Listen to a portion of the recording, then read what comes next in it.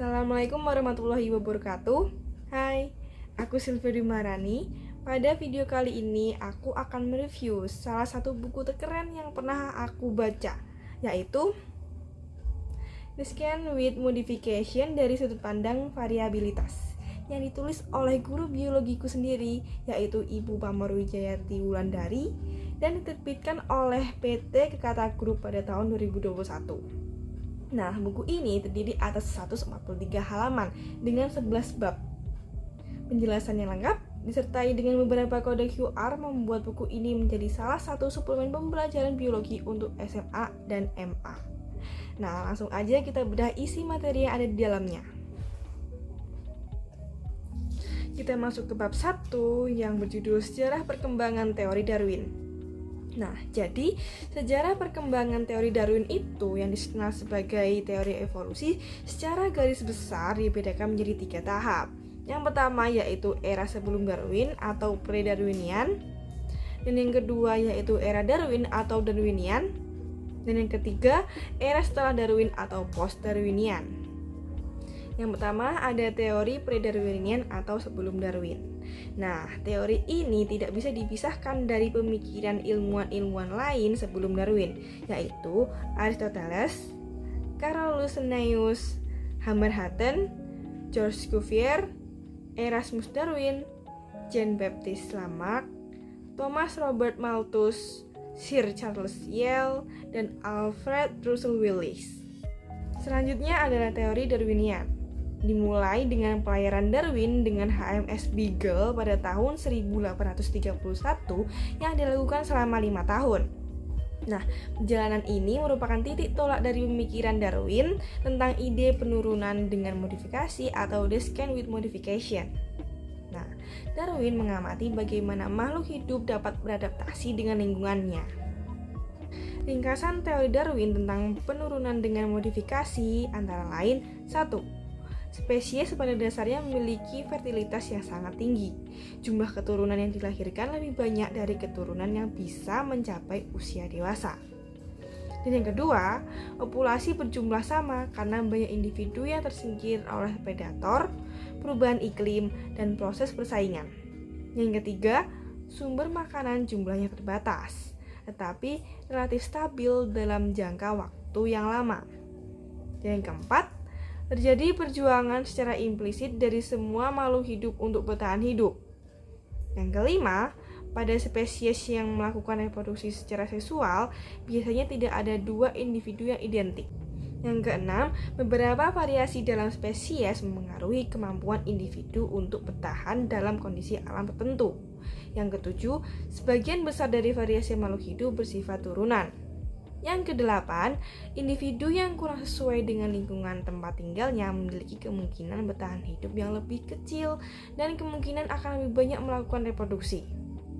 Yang kesembilan, individu yang selamat kemungkinan besar akan menurunkan ciri-ciri yang dimilikinya kepada generasi berikutnya.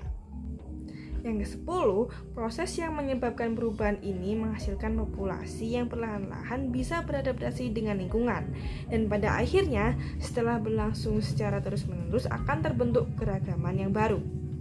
Yang ke-11, variasi pada tumbuhan dan hewan merupakan variasi karakteristik yang muncul dalam penampakan fenotip organisme tersebut. Dan yang ketiga, ada teori post-Darwinian. Perkembangan teori post-Darwinian ditandai dengan dimulainya teori genetika yang menerangkan tentang penurunan persamaan dan variasi pada anakan yang perkembangannya dibuka oleh data hasil eksperimen yang dilakukan oleh Gregor Mendel. Nah, teori ini mendukung dan menyempurnakan teori Darwinian yang mengatakan bahwa seleksi alam bukan penyebab utama dari proses penurunan dengan modifikasi, tetapi hanya berperan sebagai faktor yang menentukan arah perubahan. Selanjut, kita masuk ke bab 2 yang berjudul Pengantar Descent with Modification. Nah, Descent with Modification merupakan pandangan Darwin tentang penurunan dengan modifikasi yang terjadi secara berangsur-angsur dalam waktu lama menuju ke arah yang sesuai dengan masa dan tempat.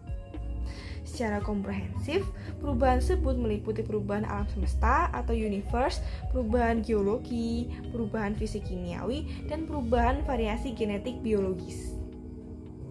Hipotesis Darwin tentang the skin with modification memiliki konsep-konsep esensial, yaitu 1. Perubahan komposisi genetik suatu populasi pada satuan waktu tertentu selalu terjadi di alam.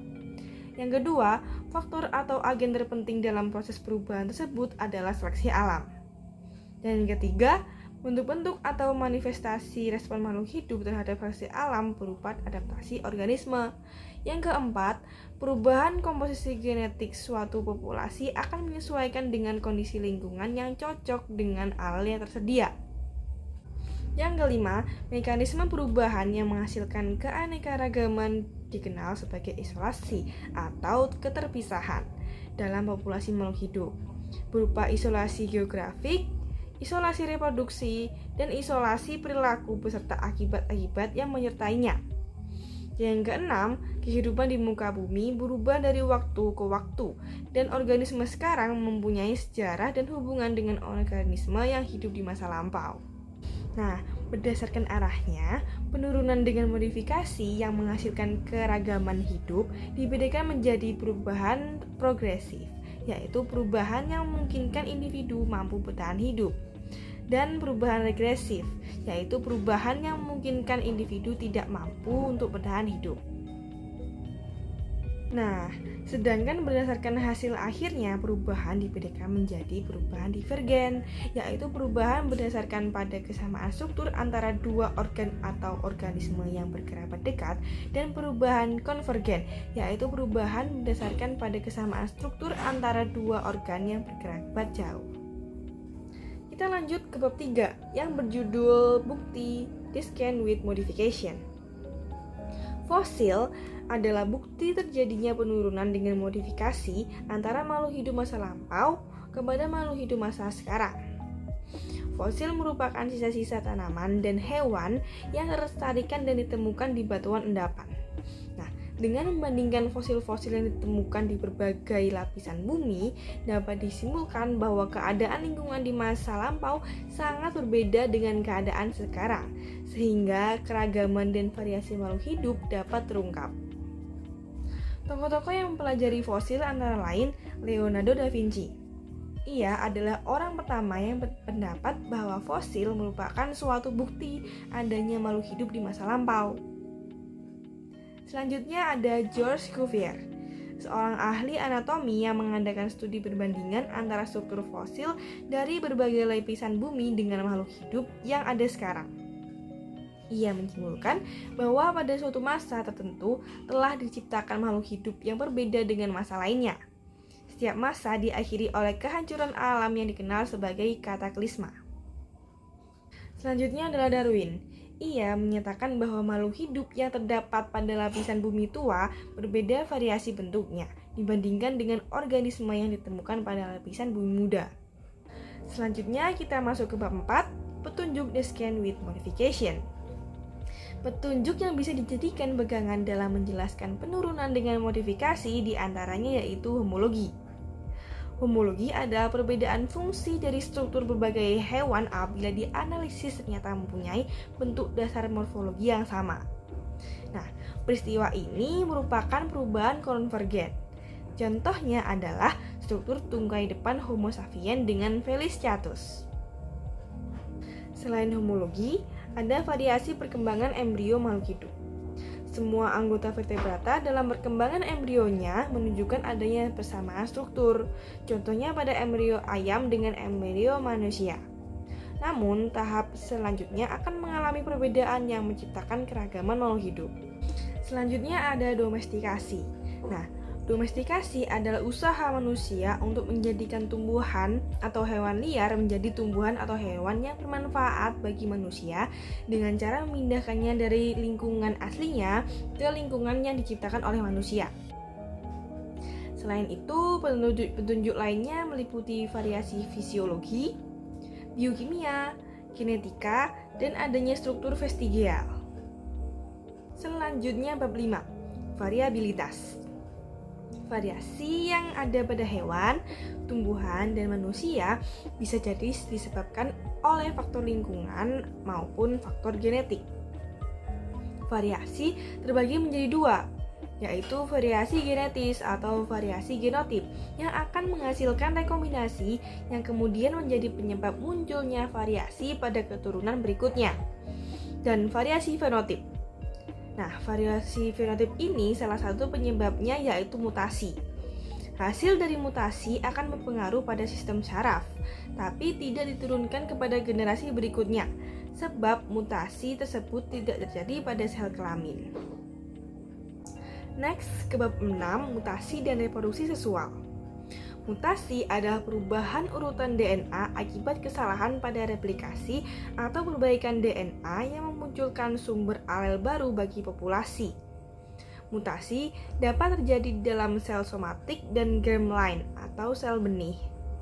Mutasi pada sel somatik tidak diwariskan, sehingga mutasi yang berpengaruh terhadap penurunan dengan modifikasi adalah mutasi yang terjadi pada sel germinal. Mutasi dapat mengakibatkan perubahan struktur DNA tapi tidak mengubah asam amino, perubahan struktur DNA yang mengubah asam amino tetapi tidak mengubah fungsinya, perubahan struktur DNA yang mengubah asam amino dan fungsinya namun terjadi pada sel somatik sehingga tidak diturunkan, kematian, contohnya pada penyakit hemofilia. Menguntungkan bagi manusia, terutama aplikasi di bidang pertanian. Ada berbagai macam mutasi, di antaranya adalah substitusi, yaitu penggantian satu nukleotida oleh nukleotida yang lain. Yang kedua yaitu rekombinasi, yaitu pertukaran suatu urutan basa dengan yang lain berupa pindah silang dan konversi gen. Dan yang ketiga adalah delesi, yaitu penghilangan satu atau lebih nukleotida dari DNA. Yang keempat ada inersi, yaitu penambahan satu atau lebih nukleotida pada urutan DNA. Dan inversi, yaitu perputaran 180 derajat rantai ganda DNA yang tersusun dari dua atau lebih pasang DNA. Kemudian ada reproduksi seksual. Nah, reproduksi seksual pada organisme merupakan salah satu mekanisme terjadinya penurunan dengan modifikasi yang mengkayakan variabilitas. Contoh sederhananya yaitu fenomena persilangan intermediat. Selanjutnya, bab 7 yang berjudul adaptasi makhluk hidup. Nah, adaptasi adalah karakteristik organisme yang meningkatkan kesintesan dan reproduksi pada lingkungannya spesifik. Adaptasi merupakan sarana agar organisme tersebut tetap mampu bertahan dalam penyesuaian dengan makanan, berusaha meloloskan diri dari predator, dan bertoleransi terhadap kondisi fisik. Nah, adaptasi terjadi karena adanya seleksi alam. Nah, seleksi alam terbagi menjadi 3. Yang pertama yaitu seleksi alam direksional, yaitu seleksi alam yang terjadi ketika kondisi lingkungan berubah atau populasi bermigrasi ke lingkungan baru sehingga menguntungkan fenotip tertentu. Seleksi ini ditandai dengan pergeseran kurva frekuensi ke satu arah saja sehingga menguntungkan individu tertentu. Yang kedua yaitu seleksi alam disruptif, adalah seleksi alam yang menguntungkan fenotip pada kedua ujung distribusi frekuensi dan merugikan fenotip intermediate. Dan yang terakhir yaitu seleksi alam penstabilisasi, adalah seleksi yang menguntungkan fenotip intermediate dan mengurangi tingkat variasi. Seleksi ini ditandai dengan hilangnya fenotip pada kedua ujung distribusi. Nah, kita lanjut ke bab 8, perubahan populasi. Nah, perubahan populasi dapat disebabkan oleh beberapa hal, yaitu terhalang secara geografi, pemburuan, faktor alam seperti kondisi tanah, curah hujan, suhu, dan peristiwa herbivori. Terdapat 3 mekanisme utama dalam perubahan populasi, yaitu seleksi alam, hanyutan genetik, dan aliran gen. Hanyutan genetik atau genetic drift adalah perubahan frekuensi alel akibat adanya populasi kecil yang memisahkan diri dari populasi yang lebih besar. Secara umum, Hanyutan genetik dapat dijelaskan dari efek pendiri atau founder effect dan efek leher botol atau bottleneck effect. Efek pendiri atau founder effect terjadi akibat anggota populasi terisolasi dari populasi yang lebih besar sehingga lungkang gen populasi baru tidak mewakili lungkang gen populasi lama. Founder effect bisa terjadi misalnya ketika sedikit anggota populasi tertiup badai ke sebuah pulau baru. Nah, sedangkan efek leher botol terjadi akibat anggota populasi berkurang sehingga menurunkan variasi genetik, misalnya akibat kebakaran dan banjir. Alel tertentu mungkin terdapat pada individu yang bertahan dalam jumlah kecil atau tidak ada sama sekali. Jika alel tersebut berkembang ke ukuran semula, variasi genetiknya mungkin tetap rendah dalam waktu yang lama. Hanyutan genetik memberikan 4 dampak penting pada populasi. Yang pertama adalah memberi pengaruh besar pada populasi yang kecil, karena secara tidak proporsional akan menyebabkan alel tertentu meningkat dan merubah keseimbangan populasi tersebut. Dampak kedua adalah menyebabkan frekuensi alel berubah secara acak yang tidak bisa diprediksi dari waktu ke waktu. Dan yang ketiga adalah menyebabkan hilangnya variasi genetik dalam populasi akibat hilangnya alel tertentu yang mempengaruhi efektivitas populasi dalam beradaptasi. Dan yang terakhir adalah menyebabkan alel-alel yang rentan dan tidak menguntungkan tetap ada, sehingga menyebabkan populasi terancam tidak mampu bertahan. Tahap selanjutnya yaitu aliran gen. Aliran gen contohnya terlihat pada 2 ras warga Indonesia yang tinggal di Indonesia Timur. Terlihat kesamaan morfologi yang jelas antara orang yang tinggal di Papua, Ambon, dan Timor. Lanjut ke bab 9, Hardy-Weinberg. Nah, ini salah satu bab di biologi yang ada hitungannya. Biologi ada hitungannya? Ada dong. Jadi, pada tahun 1908, ahli matematika Hardy dan Dr. Weinberg secara independen mengembangkan teori kuantitatif untuk mendefinisikan struktur genetik populasi sehingga lahirlah hukum Hardy-Weinberg. Hukum ini memberikan rumus aljabar dasar untuk menggambarkan frekuensi yang diharapkan dari berbagai genotip dalam suatu populasi. Hukum Hardy-Weinberg menyatakan bahwa frekuensi gen dalam suatu populasi tetap konstan dari generasi ke generasi jika 1. Mutasi tidak terjadi atau mutasi menguntungkan sama jumlahnya dengan mutasi yang merugikan.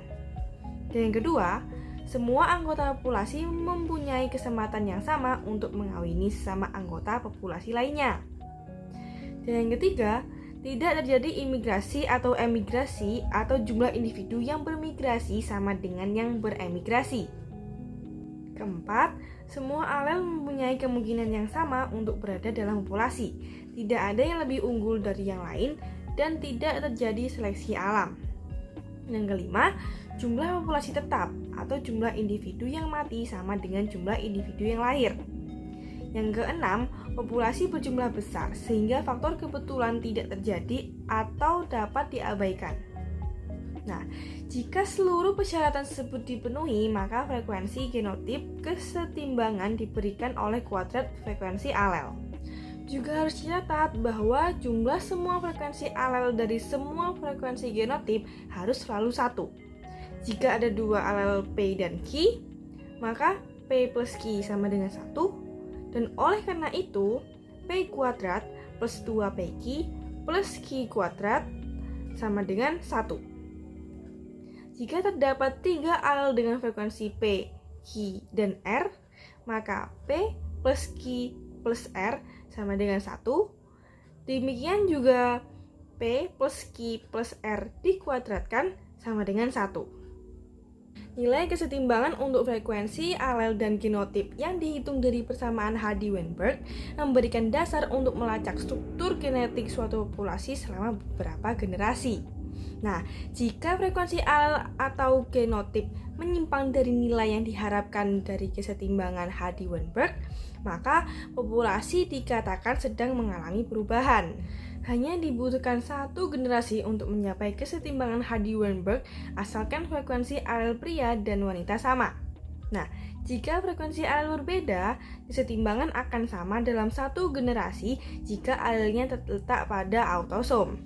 dan akan mencapai 2 generasi jika gonosom. Selanjutnya kita masuk ke bab 10 yang berjudul varian baru. Nah, pembentukan varian itu ada beberapa macam. Yang pertama adalah pembentukan variasi alopatrik.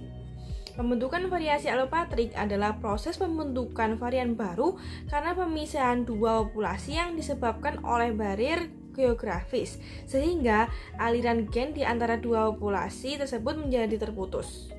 Contohnya yaitu burung finch yang ada di Kepulauan Galapagos. Selanjutnya ada pembentukan varian parapatrik. Nah, pembentukan varian ini mirip dengan pembentukan varian peripatrik dalam hal ukuran populasi kecil yang masuk ke habitat yang baru. Namun berbeda dalam hal tidak adanya pemisahan secara fisik antara dua populasi. Nah, pembentukan varian ini dihasilkan dari mekanisme perubahan yang mengurangi aliran gen antara dua populasi. Dan yang ketiga adalah pembentukan varian simpatrik. Pembentukan varian simpatrik merupakan proses terbentuknya varian baru akibat adanya dua populasi varian yang berbeda yang menghuni habitat yang sama, dan pada akhirnya varian tersebut akan mengalami diferensiasi dan pemisahan genetik yang menghasilkan isolasi reproduksi. Nah, pembentukan varian simpatrik diakibatkan oleh peristiwa poliploid, diferensiasi habitat, dan seleksi seksual. Dan finally, kita masuk ke bab terakhir yang berjudul kehidupan awal di bumi. Alam semesta diperkirakan terjadi akibat Big Bang sekitar 20 miliar tahun yang lalu. 15 miliar tahun yang lalu kemudian, awan debu antar bintang dan gas bersatu mengalami pengentalan karena gravitasi. Bentuk tersebut berubah menjadi bola besar gas yang disebut matahari, mengorbit benda berbentuk bulat kecil yang disebut dengan planet. Kondisi awal di bumi disebut dengan kondisi primer, ditandai dengan atmosfer bumi yang kebanyakan hanya terdiri dari hidrogen dan helium. Ukuran bumi yang terlalu kecil tidak mampu menahan keduanya, sehingga gas ringan tersebut lepas ke ruang angkasa. Bumi kemudian masuk ke kondisi sekunder, ketika sebagian besar aktivitas vulkanik mengeluarkan gas beracun. Aktivitas gunung berapi jauh lebih besar daripada panas bumi primitif. Selanjutnya, bumi masuk ke kondisi tersier, yaitu kondisi ketika makhluk biologis pertama hidup di bumi purba. Sejumlah besar oksigen telah dihasilkan dalam fotosintesis cyanobacteria sekitar 2.500 juta tahun yang lalu.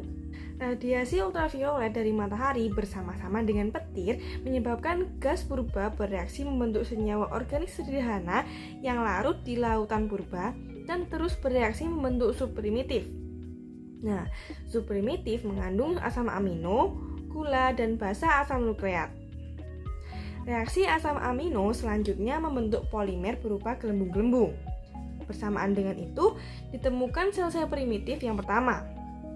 Kelangsungan hidup molekul organik di bumi primitif akan bergantung pada perlindungan dari radiasi UV dan petir, baik dengan cara terlarut di laut atau danau, atau tetap dalam bentuk mineral.